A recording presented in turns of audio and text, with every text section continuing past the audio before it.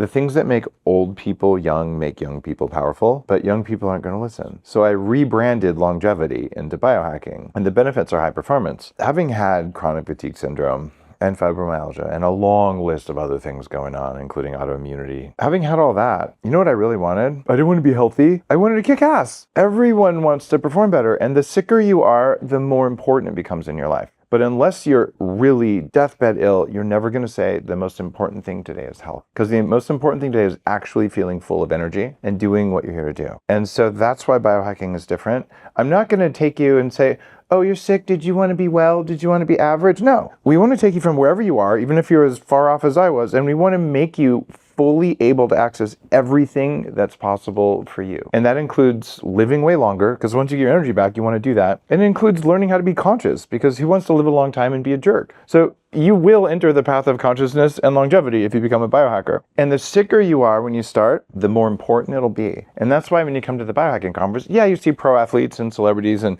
people who have achieved a ton. And you'll see a ton of people who used to be really sick. And you'll see a ton of people who are still working on it, but now they have power. That's why it's so important. And it's a new word. Biohacking entered the English language through Merriam-Webster's in 2016. My name's in the dictionary because I didn't trademark the term. I wanted it to be a new movement in society it's about enhancing how we show up in the world. And of course, if you're sick, you want to do that. But being well is table stakes. We want to go beyond table stakes. We want to win. And that's why it's so important. Another common myth about biohacking is like, oh, it's for men. I'm like, no. It's been 58% women since the start. In fact, women make better biohackers than men at the beginning of the movement, because men, like, unless there's a bone sticking out, we're like, I'm pretty good. And women are like, my body changes on a regular basis, and I might be aware of that more than guys are. So that's kind of how it happened, is because I wanted to share the things that changed my life in my mid-20s, when people in their 80s, reversing their age, were teaching me how they did it. I thought, this is amazing. Now I'm healthy, but now I'm better than healthy. I know how to make my brain work better than it's ever worked before. And why would I stop? And the message for anyone who's dealing with chronic fatigue or the chemical sensitivities, God, I used to have them so bad, they can go away. And they can go away permanently, or they can go away and they might come back a little bit, but you don't care because you have the tools of, well, screw that noise, turn it off.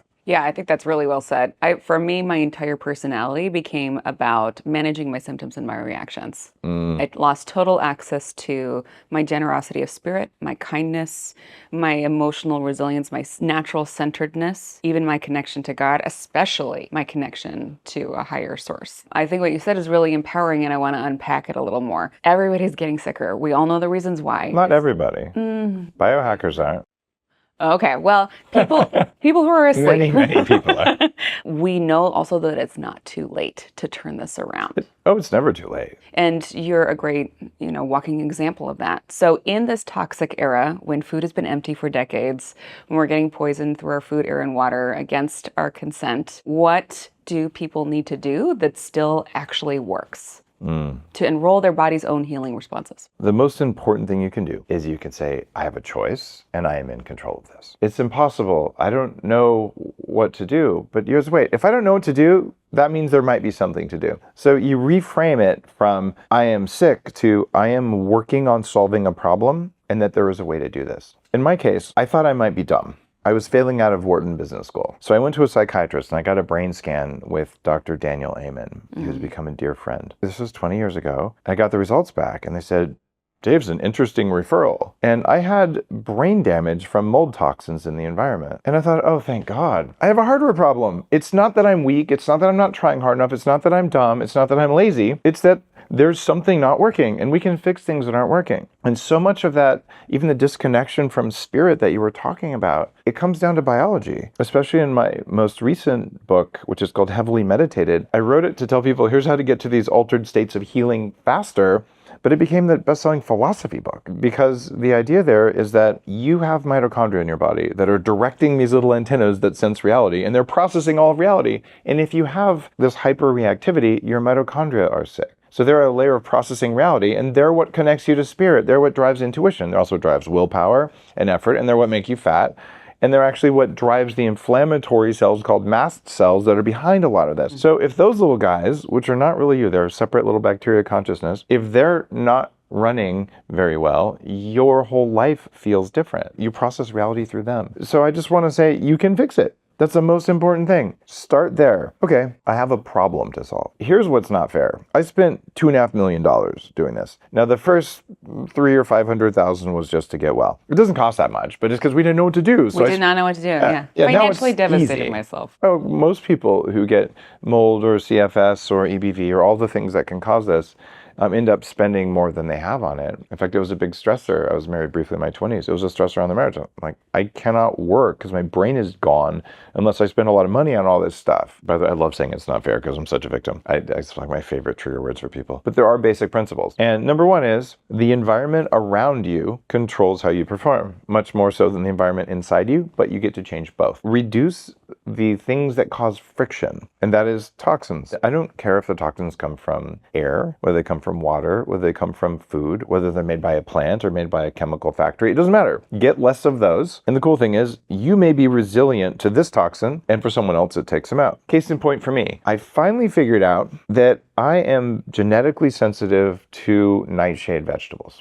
Now, I grew up in New Mexico where green chili is a religion. I love the stuff. Well, when I finally figured that out and realized that those specific lectins and oxalates, which are common toxins that drive all kinds of symptoms that people don't necessarily make, those are plant-based toxins. I don't handle those well at all. But you might be able to eat a jalapeno and it'll be anti-inflammatory for you. It's personalized. And what I've done in my work is I've said, well, here's the foods that really work for almost everybody. Here's the foods that are suspects. You don't know if they're guilty or not. And here's foods that are just not food really, but people still eat them and they're probably going to cause trouble even if you think you're doing well. You don't even know what doing well feels like if you eat that kind of stuff. So true. When you're fat, sick, and tired, you don't remember what life feels like. This is true. When you're actually yourself. It's like a black and white old movie and you don't realize that you lost color at some point. Yeah, that's a really good way to say it. So last question, what are people getting wrong about biohacking? Some people think biohacking is just for men, even though it's been for women more than men since the beginning. And some people think it takes a lot of money. But setting up the environment around you so that you succeed doesn't take a lot of money at all. Blackout curtains are cheap. Red light bulbs are cheap. Choosing two foods that are the same price and one of them has more toxins than another, choose the less toxic one.